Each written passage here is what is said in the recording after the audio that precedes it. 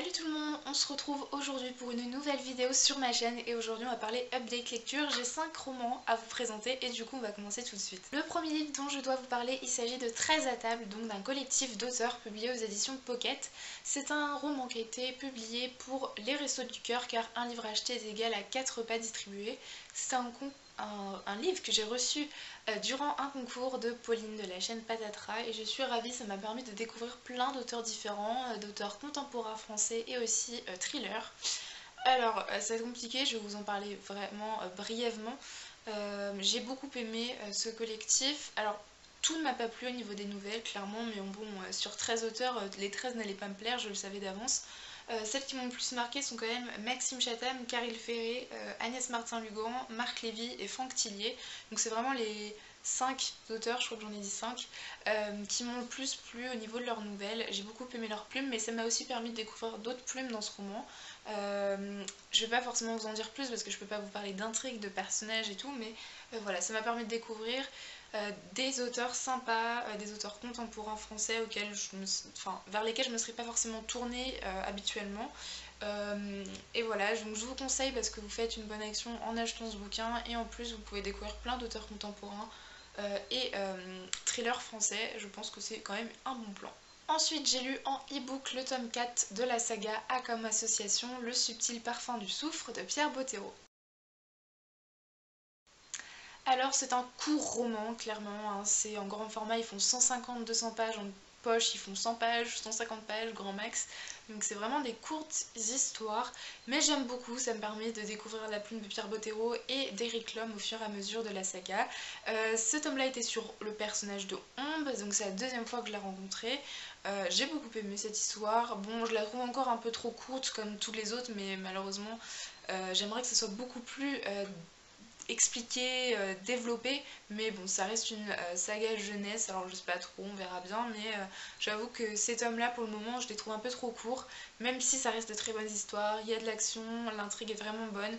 La plume reste très jolie aussi, enfin c'est vraiment une plume très addictive, fluide, agréable. La plume de Pierre Bottero, c'est le dernier tome de cet auteur malheureusement, parce qu'après il est décédé durant l'écriture de cette saga, et du coup Eric Lhomme a repris les 4 derniers tomes. Mais ça reste voilà, une superbe lecture entre deux gros pavés, entre deux grosses histoires. Je me suis dit que ça pouvait être sympa, c'est le style de livre que je lis dans le bus, voilà, et ça me prend pas trop de temps non plus, et c'est pas prise de tête. Je vous conseille vraiment cette saga si elle vous tente. Ensuite, j'ai lu un roman en VO durant le mois de mars. Il s'agit de A Court of Thorns and Roses de Sarah J. Maas aux éditions Bloomsbury. Alors voilà, je l'ai lu en VO anglaise, ce fameux roman dont tout le monde parle. J'avais hâte de me lancer et voilà, je me suis lancée début mars et je n'ai clairement pas été déçue. Ça a été une excellente lecture, ça n'a pas été un coup de cœur, mais une excellente lecture. Dans ce roman, on va suivre Fer, donc, qui vit avec sa famille dans une petite bicoque. Ils sont très très pauvres et pour survivre, elle chasse dans la forêt. Mais un jour, elle va tuer un loup et en fait, ce loup se révèle ne pas être un loup normal, mais en fait un fae, donc qui est une créature fantastique. Et pour payer, pour une rétribution, on va dire, face à cette mort, face à cet assassinat, d'autres fae vont venir la récupérer, l'embarquer dans leur monde magique afin qu'elle paye sa dette envers leur peuple.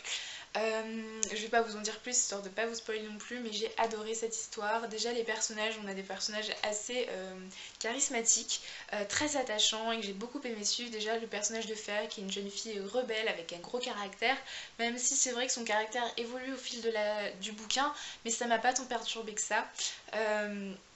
On suit aussi le personnage de Tamlin. Alors ça c'est un personnage qui est assez secret, assez mystérieux, mais j'ai quand même beaucoup apprécié. J'ai hâte d'en savoir un peu plus sur sa personnalité, son caractère. Et le personnage de Lucien, alors moi je le dis à la française, hein, c'est Lucien en anglais, mais je sais pas trop comment ça se dit. Mais le personnage de Lucien, j'ai adoré son histoire, son caractère, sa personnalité, c'est vraiment un personnage que j'ai adoré dans ce bouquin. Peut-être mon personnage préféré pour le moment, mais bon, je n'ai que lu que le tome 1, donc je peux pas vous dire. Mais voilà, c'est vraiment un personnage que j'ai adoré. Pour ce qui est de l'intrigue, alors on est quand même sur 400 pages là-dedans. Qui m'a pris quand même 2 semaines de lecture. Je ne me suis pas ennuyée parce que, contrairement à beaucoup de gens, moi, quand il n'y a pas d'action, ça ne me dérange pas. Du moment que le livre m'intéresse, qu'on arrive à titillé ma curiosité, c'est bon, et c'est ce qu'a fait Sarah J. Maas. Elle a, on va dire, mis en place son histoire durant les 250 premières pages. Ça peut paraître énorme, mais en fait j'ai toujours été à fond dans le bouquin. Il n'y a pas beaucoup d'action, ça c'est sûr, même si un petit peu au début, hein, évidemment, avec ce que je vous ai raconté quand elle tue le Fae et qu'on vient la chercher, mais on découvre l'intrigue, on découvre une malédiction, on découvre les personnages, c'est vraiment super intéressant et j'ai trouvé que la première partie était beaucoup plus basée sur la réécriture de La Belle et la Bête, parce qu'à la base c'est une réécriture de La Belle et la Bête en version fantasy, et voilà, j'ai trouvé que la première partie était basée sur la réécriture, et plutôt la deuxième partie sur l'aspect fantastique fantasy qui m'a beaucoup plu clairement. Ça a été vraiment une très bonne lecture. La plume de Sarah J. Maas est très travaillée et ça j'ai beaucoup aimé, même si ça a été voilà 2 semaines de lecture parce que c'est pas, je me lisais pas une page en une minute comme je le fais par exemple dans mes autres bouquins. Là c'était plus une page tous les 2-3 minutes, du coup j'arrivais à lire 30 pages grand max en 1 heure, mais ça a resté quand même un plaisir de lecture. La plume de Sarah J. Maas est fluide, agréable, alors je ne la conseille pas au premier roman en VO, clairement, c'est assez compliqué, il y a quand même pas mal de descriptions et le niveau de langue est assez, je sais pas si on peut dire ça, élevé, c'est pas un roman contemporain ou un roman de plage, voilà, hein, mais ça reste un très bon roman, que ce soit voilà, au niveau de l'écriture, de l'intrigue, l'univers, on en apprend un petit peu dans ce roman, pas trop non plus. La fin est géniale, voilà, j'ai beaucoup aimé la fin, qui me donne quand même si ça finit pas en cliffhanger, j'ai très envie de lire la suite. Ah oui, à la fin, on découvre le personnage de Rhysand, Rhysand, je sais pas comment vous dites, oh là là, c'est un personnage auquel je n'ai clairement pas accroché, contrairement à toutes les fangirls, le book boyfriend auquel je m'attendais. Le personnage de Rhysand à la fin, c'est non, s'il vous plaît, c'est clairement le personnage qui m'agace au plus haut point. Mais à ce qui paraît, on change d'avis dans Court of Mist and Fury, donc on verra bien ce que ça va donner dans le deuxième tome. En attendant, le premier tome a quand même été une très bonne lecture. Ensuite, j'ai enchaîné avec 2 suites de sagas, des sagas que j'adore, des sagas coup de cœur, et en plus 2 tomes 4, donc là je suis vraiment dans le même planning pour les deux. Et du coup j'ai lu le tome 4 de Autre Monde, Anthropia de Maxime Chatham aux éditions Le Livre de Poche. Alors c'est vraiment une saga, je pense que vous avez compris ô combien je l'aime, et du coup j'ai continué avec le tome 4.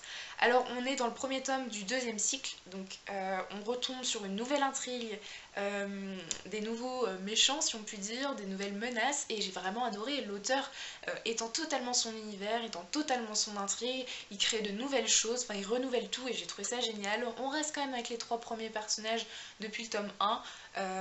Les personnages principaux de Matt, Tobias et Ambre, et ça, à chaque fois ça me fait du bien de les retrouver. C'est comme je vous l'ai dit, un peu le trio Harry, Ron, Hermione, c'est un peu la même chose pour Matt, Tobias et Ambre pour moi. Alors ce roman m'a un peu fait flipper au niveau des méchants surtout, par moment, mais c'est vraiment un tome que j'ai adoré, ça n'a pas été un coup de cœur. Le seul petit bémol que je peux donner au niveau de ce tome 4, contrairement aux 3 premiers tomes qui avaient été des coups de cœur, c'est qu'ici on a des répétitions de quelques situations. Je trouvais ça un poil dommage que l'auteur ne renouvelle pas totalement. De temps en temps on avait voilà, des répétitions de situations, je vais pas trop vous en dire ni les révéler parce que ce serait dommage, je vais vous spoiler l'intrigue sinon, mais voilà, c'est juste un petit bémol, voilà, ça a frôlé le coup de cœur, hein. Clairement c'était pas grand chose, hein. Mais ah si, dans ce tome 4 j'ai découvert je pense le méchant que je peux mettre dans mon top 5 des pires méchants dans les bouquins, dans les sagas. Livresque, voilà, que je pense que ceux qui l'ont lu vont comprendre qui, surtout vers la fin du tome 4. Voilà, c'est vraiment un personnage qui m'a horripilé, mais mon dieu, il est d'une méchanceté, perversité, enfin tout ce que vous voulez. Voilà, clairement, ces personnages je ne veux jamais rencontrer dans ma vie, mais ça reste un très bon tome. J'ai hâte de lire le tome 5 du coup qui va étendre totalement l'univers d'Autre Monde, et voilà, j'ai hâte de lire la suite et j'espère qu'un jour vous laisserez tenter par le tome 1. Et du coup le deuxième tome 4 que j'ai lu avant que le soleil avale totalement ma face, il avance au fur et à mesure de la vidéo alors que je me suis décalée.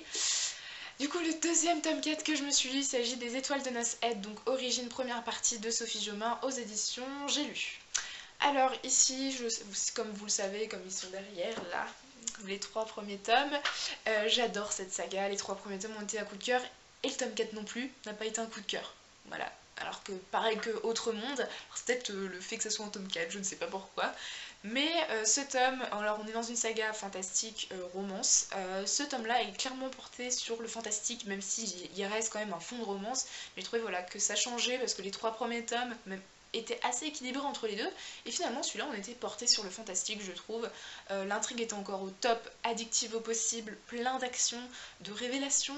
La fin est à pleurer, clairement, j'étais choquée, j'en pouvais plus, même si quelques lignes avant je m'y attendais, je me suis dit tu vas voir qu'elle va nous sortir, l'auteur, elle va nous sortir une fin comme ça et bingo.